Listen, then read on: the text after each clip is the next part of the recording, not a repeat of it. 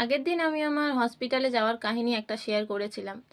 তো আজকে হঠাৎ করে আরেকটা কাহিনী মনে পড়ল, তো বলি। তো এরকম একদিন দাঁড়িয়ে আছি একটা ডিপার্টমেন্টে, লাইনে দাঁড়িয়ে আছি। তো কাকিমা, বৌদি, দিদিরা সবাই একসঙ্গে গল্প হচ্ছে।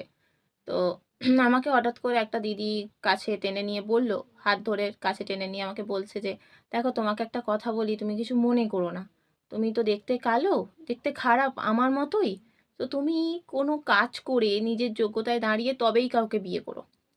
নাহলে হঠাৎ করে কাউকে ভরসা করে কারোর হাত ধরে চলে যেও না। এই ভুল কাজটা কিন্তু কখনো করো না। আমি বললাম যে, না, না, আমার এতটুকু খারাপ লাগেনি। আমি জানি যে আমি দেখতে খারাপ, আমি দেখতে কালো। আর এখন আমি এটাতে একেবারেই অভ্যস্ত। আমি অনেক রিজেকশন পেয়েছি। তাই নিজের যোগ্যতাতে দাঁড়িয়ে তবেই আমি কারোর হাত ধরবো, তার আগে নয়। দিদিটার শুনে ভালো লাগলো আর আমারও নতুন একটা অভিজ্ঞতা হলো।